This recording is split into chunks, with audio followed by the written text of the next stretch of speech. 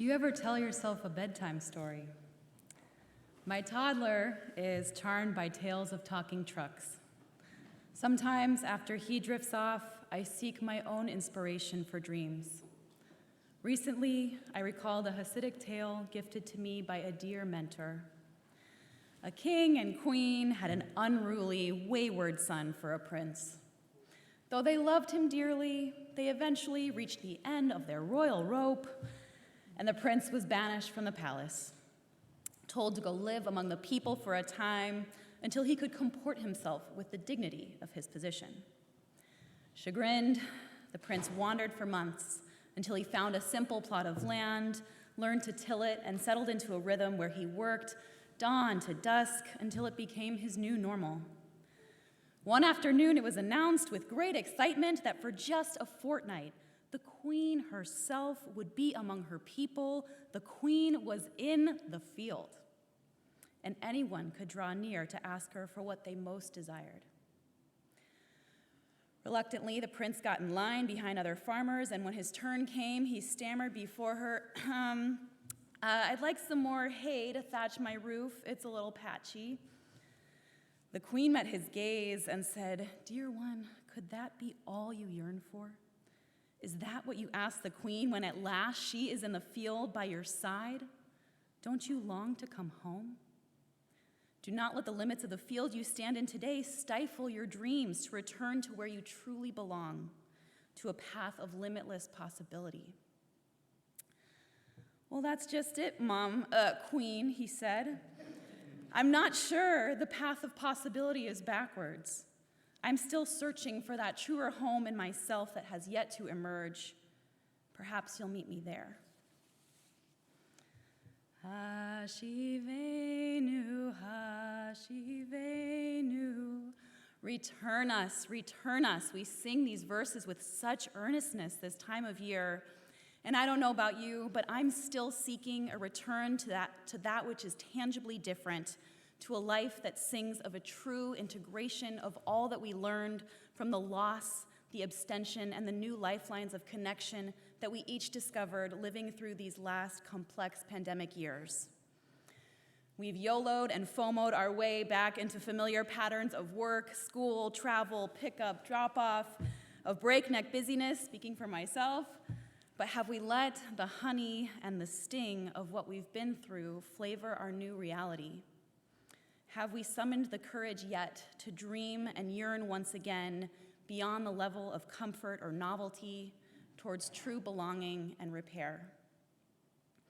I've come to feel that maybe what I most need to hear this year, what I wish for those I love this season, is permission to have a bittersweet new year.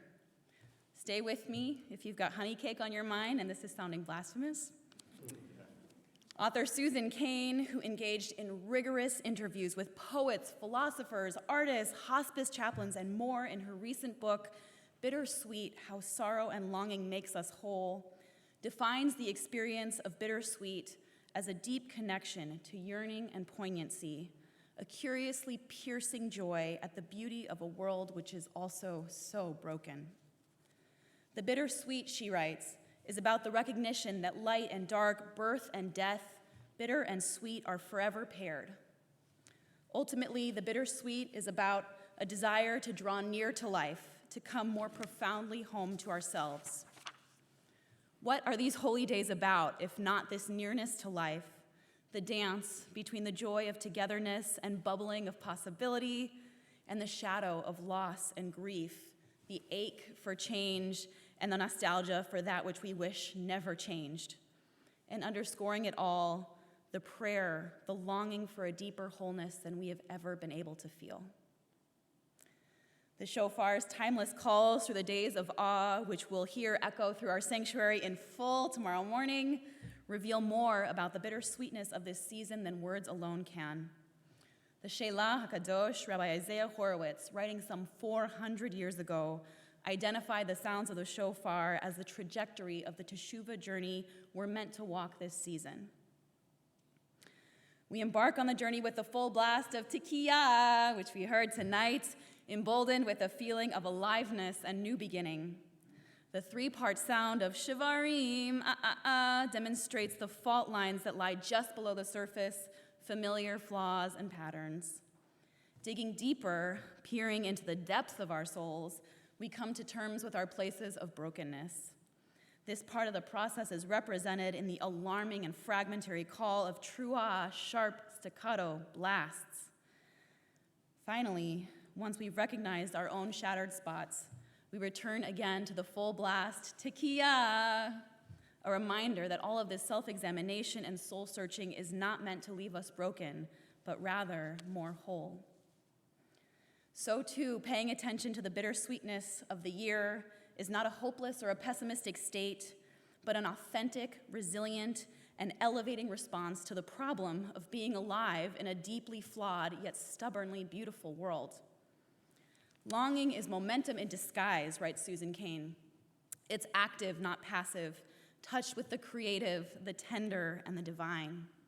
The word longing derives from the Old English lengian, to reach, to extend, and in Hebrew comes from the same root as the word for passion, ratzon. The places that break us open are the same places where we learn to care profoundly, where we feel compelled to act. It is no wonder that we seek inspiration to flock to seaside cities shrouded in fog, read Maya Angelou's I Know Why the Cage Bird Sings, or sway to Leonard Cohen's Cold and Broken Hallelujah to feel transcendence. Decades of research show us that we need happy music to make us want to dance in our kitchens and invite friends for dinner. But it's sad music that makes us want to touch the sky. Above all, bittersweetness shows us how to respond to inevitable pain by acknowledging it, breathing with it, and when we're able, attempting to transform it into art, into healing, or innovation, or something else that nourishes the soul. Never before we're ready, and often with a great deal of time and support from those who ask nothing in return. But that potential of transforming brokenness into creativity, interconnection, and love is at the heart of why we're here.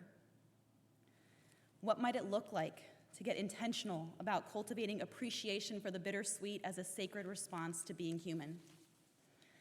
The best teachers I've encountered in the real world, beyond the poets and singers of sad songs, are people who find themselves, for a chapter, severed from a beloved home or identity, as our ancestors once were, wandering Arameans in displacement, strangers in a strange land. For many here, this core Jewish connection to displacement from home is not only an ancient narrative, but an experience we've touched ourselves or witnessed in the generations of parents or grandparents we grew up with. As director of Project Kavod, or Project Dignity, for Jewish Family Service, a part of my role is to weave this core narrative and value of loving the stranger into our robust refugee resettlement work. The work is driven by a phenomenal team made up largely of those who are refugees themselves, men and women who know the sting of having to leave behind precious heirlooms and extended family ties for the chance to live outside a war zone. Invariably, when our staff on a refugee team share their experiences of settling in Seattle, the story is bittersweet.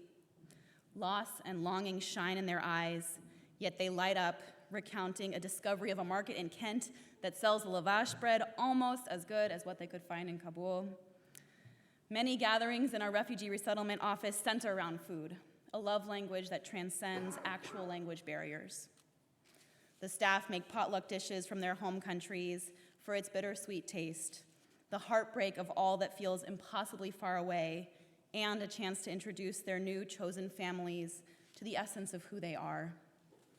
The Arabic proverb, days of honey, days of onion, could be the motto of this team, no stranger to laughter through tears.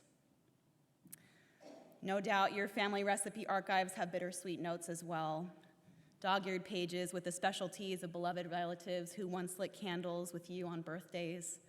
The richness of a homemade broth that doesn't taste the same from an Instapot. Or in my family's case, a green bean casserole that relied heavily on powdered onion soup mix. Perhaps the next time a gathering of new or old friends occurs, one of those recipes might appear on your table, and with it, a window into the memories tugging at your heart as you serve it. Beyond transportive tastes and sensations, nothing has brought me personally to my knees in bittersweet surrender like the experience of parenting.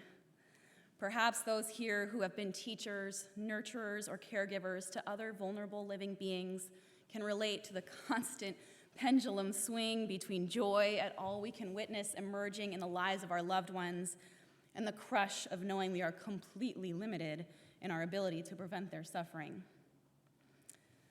A woman a little further in her parenting journey than I am shared her most recent brush with the heartbreak of a child's wisdom emerging. "Am I gorgeous?" her 4.5-year-old asked, as little feet danced in sparkly red slippers. "I'm just like a real princess." "Yes," she said, "you are." Pudgy fingers decorated with pink polish trace the sequins on the bodice of a pink and teal dress. Curly hair, joyful smile, flawless skin. This child, she thought, is an epitome of beauty. This child, my son. He is 4.5 years old and prefers to wear dresses. Maybe it's just a phase and maybe it's not. Even as I wonder how I produce such an amazing creature, I find myself wishing he would put on some pants and go back to playing with toy tractors. Not, she clarified, because it mattered to her. It didn't. But she was already hearing in her head the teasing he might face in kindergarten. Did this world have room for her boy who wants to be gorgeous? Swept in a reverie of worry, she was interrupted when he picked up a parasol the neighbor gave him and opened it jauntily over his shoulder. "Am I beautiful?" he asked. And she swept him in her arms and with a kiss on the cheek whispered, "Always." It will always be the right choice for him to emerge as who he yearns to be, she says. And my job is to keep plumbing my depths for the kind of wholeness in me that he already knows how to show. When we care for others, we know an inevitable, paradoxical truth captured well by the Israeli poet Yehuda Amichai, who dedicated a poem to his father the day he passed away, with the final lines, "I want to add 2 to the 10 commandments.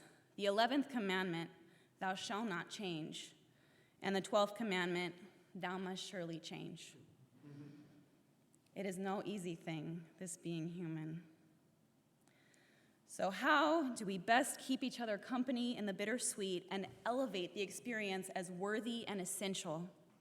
The fact that you're here in this sacred space that holds longings and prayers, witnesses milestones of enormous joy and grief, and which contains our Torah, our timeless keeper of a story that is teeming with human failure and triumph, heartbreak and renewal. To be here is a beautiful start. This is a season and a place for beginning anew, for coming closer to the longings that may have tugged at you this evening or that may still arise as we move through the days of awe together. This is a place where, through music, ritual, intentional learning, and intergenerational sharing, we make room for each other's wordless callings, for the griefs to become creative offerings, for our aches, as the great Rav Leonard Cohen once said, to become the way we embrace the sun and the moon. This year in particular, as was mentioned, we have a unique opportunity to intertwine our lives with a refugee family by hosting a welcome circle. If you'd like to help make someone else's bittersweet homecoming more nurturing by joining our tzedek team, please find me or other lay leaders throughout the holidays to learn more. And beyond this sanctuary, maybe there's a quiet moment in the week ahead when you sit down and write a new return at the top of a piece of paper and wait a while to see what you feel stirred to write next. What would you tell the queen you're truly longing for if she came to visit you in the field? Together, may we gather in ways that bring our wholeness and longing to the forefront. May our new year be bittersweet, in touch with our fragility and with the stunning possibility that our life experience can offer us. I'll leave you with the verses of Al Kol Ele, one of the Hebrew songs that most poignantly brings me home this season, calling on God to be with us in the complexity of being human. Every bee that brings the honey needs a sting to be complete, and we all must learn to taste the bitter with the sweet. Keep the fire burning through the night and through the day for the man who is returning from so far away. Don't uproot what has been planted so our bounty may increase. Let our dearest wish be granted. Bring us peace. Oh, bring us peace. For the sake of all these things, let your mercy be complete. Bless the sting and bless the honey. Bless the bitter and the sweet. Al kol ele, shmona li